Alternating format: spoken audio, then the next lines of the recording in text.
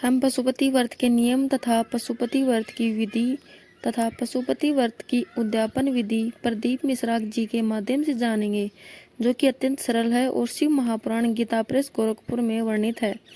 पशुपति व्रत कब करना चाहिए?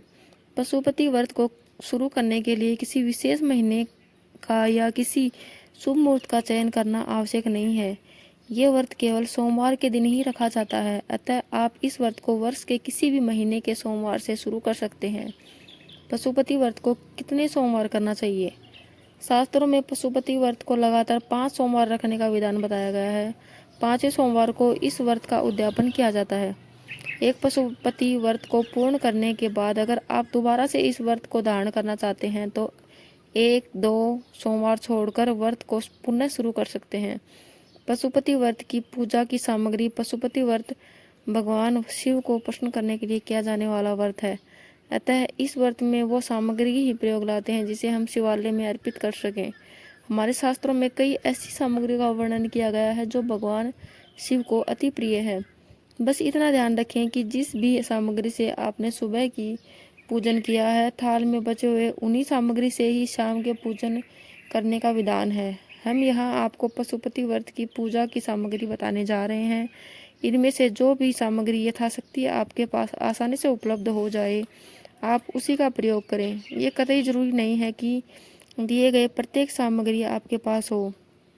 पशुपति व्रत की सामग्री: पीला, लाल अथवा सफ़ेद चंदन, पुष्प, रोली, कलावा, गुलाल, अबीर, भांग, धतूरा, भस्म, अक्षत, बेलपत्र, छमी पत्र, धूप, दूध, दही, शहद और शक्कर से निर्मित पंचामृत, 1 लोटा जल।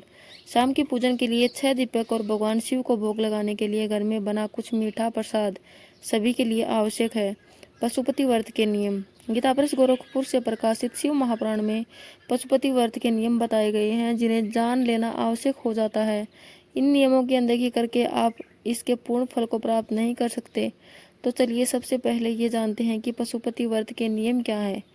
पशुपतिनाथ का व्रत लगातार 5 सोमवार तक करने का विधान बताया गया है।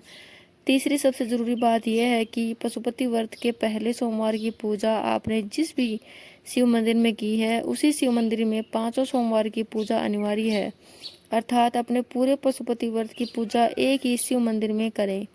पशुपति व्रत के दौरान अगर किसी कारणवश आपको कहीं दूसरी जगह या शहर जाना पड़ जाए और उसी शिव मंदिर में जाना असंभव हो तो इस व्रत को अगली सोमवार पे टाल दें, परंतु व्रत का पूजन एक ही शिव मंदिर में करें।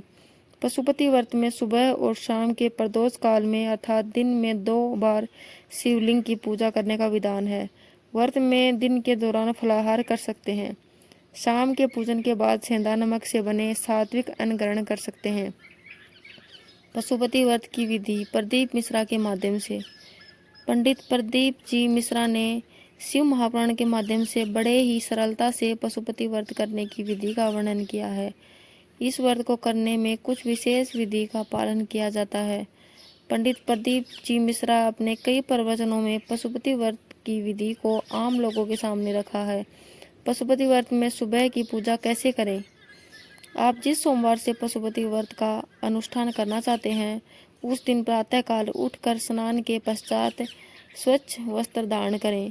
पशुपति व्रत की पूजा के लिए अपने आसपास के ऐसे किसी एक शिव मंदिर का चयन करें जिसमें आप 5 सोमवार पूजन कर सकें।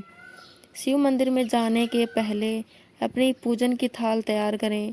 पशुपति व्रत की पूजा की सामग्री का चयन अपनी शक्ति और उपलब्धता के अनुसार ऊपर बताए गए लिस्ट से करें, जिसमें 1 लोटा जल अनिवार्य है। पशुपति व्रत में पूजा की थाली शाम के पूजन के लिए अलग से तैयार नहीं की जाती है, अतः ये ध्यान रखें कि सुबह जो भी पूजन सामग्री आप थाल में रख रहे हैं वो थोड़ा ज़्यादा मात्रा में रखें ताकि शाम के पूजन में भी उसका उपयोग कर सकें। अब शिव मंदिर जाकर श्रद्धापूर्वक शिवलिंग का पंचामृत और सादे जल से अभिषेक करें। तत्पश्चात शिवलिंग पे पुष्प, बेलपत्र और पूजन की अन्य सामग्री समर्पित करें। श्री शिवाय नमस्तुभ्यम का जाप करते हुए भोलेनाथ को धूप दिखाएं। अब वापस अपने घर आ जाएं। पशुपति व्रत की शाम की पूजा की विधि। जिस दिन की दूसरी पूजा शाम प्रदोष काल में ही करने का नियम है। शाम की पूजा में ये ध्यान रखना जरूरी होता है कि पूजन की थाल और सामग्री सुबह वाली ही हों। दोबारा थाल को मत सजाएं। सुबह पूजन के बाद जो सामग्री बची है उसी से शिव जी के पूजन का विधान है। शाम की पूजन के लिए थाल में 1 लोटा जल, 6 घी के दिए तथा भोग लगाने के लिए कोई भी मीठा प्रसाद जैसे कि हलवा, चावल या साबूदाने की खीर, मालपुआ, लड्डू या बर्फी इत्यादि रख लें। पशुपति व्रत के प्रसाद को अपने घर में तैयार करें और ये ध्यान रहे पूरे प्रसाद को मंदिर ले जाना है। आपने घर में प्रसाद का जरा सा भी भाग नहीं छोड़ना है। प्रसाद के साथ 3 पेपर प्लेट भी रख लें। अब शिव मंदिर आकर सर्वप्रथम शिवलिंग पे जल समर्पित करें। अगर मंदिर में शाम के समय जलाभिषेक करने की मनाही हो तो फूल से जल का छींटा लगा दें। तत्पश्चात शिव जी का शेष बचे सामग्रियों से श्रृंगार करें। थाल में लाए 6 घी के दिए को शिवलिंग के सामने रखें। अब अपनी मनोकामना बाबा को कहते हुए बारी बारी से 5 दिए को प्रज्वलित करें। अब 6वें दिए को बिना जलाए वापस थाल में रख लें। तत्पश्चात थाल में लाए गए पूरे प्रसाद को शिवलिंग के समक्ष रखें। अब इस प्रसाद को 3 बराबर हिस्सों में बांट दें।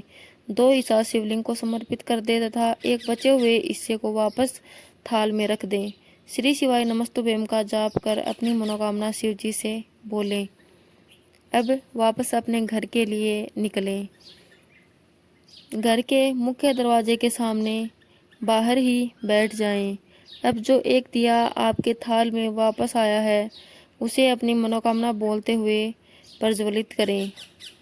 अब इस दीपक को अपने दाहिने तरफ रख दें। तत्पश्चात घर में प्रवेश करें। घर में प्रवेश करने के बाद थाल में लाए गए प्रसाद के एक हिस्से को स्वयं ग्रहण करें। इस प्रसाद को अपने परिवार के सदस्यों या किसी और को नहीं देना है। प्रसाद ग्रहण करने के बाद भोजन करें। इस तरह पूजन करने के बाद आपके पशुपति व्रत के पहली सोमवार का व्रत पूरा होता है। ठीक इसी तरह से आपको 4 सोमवार पूजन करनी है। 5वें सोमवार को सुबह की पूजा तो वैसे ही होगी, परंतु शाम की पूजा थोड़ी सी अलग होती है, क्योंकि पशुपति व्रत के 5वें सोमवार की पूजा उद्यापन की पूजा होती है। तो चलिए अब हम ये जानते हैं 5वें सोमवार की पूजन विधि अर्थात पशुपति व्रत की उद्यापन विधि। पशुपति व्रत की उद्यापन विधि पंडित प्रदीप मिश्रा जी ने गीता प्रेस गोरखपुर से प्रकाशित शिव महापुराण के माध्यम से पशुपति व्रत की उद्यापन विधि भी बताई है। पंडित प्रदीप मिश्रा जी के अनुसार पशुपति व्रत का 5वां सोमवार ही व्रत के उद्यापन का भी दिन होता है। 5वें सोमवार को सुबह की पूजा उसी तरह से होगी जैसा आपने बाकी सभी सोमवारों को की थी, परंतु शाम की पूजा में 2-3 बातों का विशेष ध्यान रखना होता है। 5वें सोमवार की पूजा के लिए अतिरिक्त जरूरी सामग्री: 1 पानी वाले श्रीफल अर्थात नारियल। शिव जी को समर्पित करने के लिए एक ही तरह के 108 पुष्प या पुष्प की 108 पंखुड़ियाँ या 108 बिल्वपत्र या फिर अक्षत या मखाने या हरा मूंग के 108 कलावा। 5वें सोमवार की पूजा विधि: शाम की पूजन के लिए जो नारियल आपने बाजार से लाया है उस पर मूली या कलावा को 5-6 बार लपेट दें। अब अपनी सुबह की थाल में उस श्रीफल को रख दें। साथ ही साथ शिव जी को भी जो भी 108 वस्तुएं समर्पित करनी है उसे भी अपने साथ मंदिर ले आएं। पहले की तरह ही 1 लोटा जल, प्रसाद, 6 दीपक और 3 पेपर प्लेट भी रख लें। मंदिर पहुंचकर शिव जी को जल समर्पित करें। तत्पश्चात सुबह की बची हुई सामग्री से शिव जी का श्रृंगार करें। अब घर से लाए गए पूरे प्रसाद को शिवलिंग के समक्ष रखें। उसके 3 बराबर हिस्से करें। 2 हिस्सा वहीं छोड़ दें तथा 1 हिस्सा वापस थाल में रख लें। तत्पश्चात थाल में लाए गए 6 दियों को नीचे रखें। अपनी मनोकामना बोलते हुए 5 दीपक प्रज्वलित करें और 6वें दीपक को बिना जलाए वापस थाल में रख लें। अब लाए गए 108 सामग्री को एक एक करके शिव जी को समर्पित करें। मन ही मन श्री शिवाय नमस्तुभ्यम का जाप भी करते रहें। जब ये 108 सामग्री शिव जी को समर्पित कर लें तो लाए गए नारियल को शिव जी को स्पर्श कराकर नीचे रख दें। ध्यान रहे नारियल को शिव जी की जलाधारी पे मत रखें। नारियल चढ़ाते समय उसके ऊपर 11 रुपये भी दक्षिणा स्वरूप रख दें। शिव जी को नमन कर अब अपने घर को लौट जाएं। घर में मुख्य दरवाजे के सामने बैठकर मनोकामना बोलते हुए थाल में बचे उस एक दीपक को जलाएं तथा उसे अपनी दाहिनी तरह रख दें। अब घर में प्रवेश करें। प्रवेश करने के बाद भोजन करने के पहले उस प्रसाद को ग्रहण करना जरूरी होता है। इस तरह आपका पशुपति व्रत पूर्ण होता है। मासिक धर्म में पशुपति व्रत कैसे करें? कई महिलाओं के मन में प्रश्न जरूर उठा होगा कि अगर पशुपति व्रत शुरू कर लिया हो और किसी सोमवार के दिन अगर मासिक धर्म अर्थात पीरियड्स आ जाएं तो इस स्थिति में क्या व्रत मान्य होगा या वो खंडित हो जाएगा? पंडित प्रदीप मिश्रा के अनुसार अगर पशुपति व्रत के बीच में मासिक धर्म आ जाए तो उस स्थिति में आप पूरे दिन व्रत का पालन करना अनिवार्य है, अर्थात पूरे दिन फलाहार करें और रात्रि में सात्विक भोजन करें, परंतु इस दिन शिवजी का पूजन मत करें।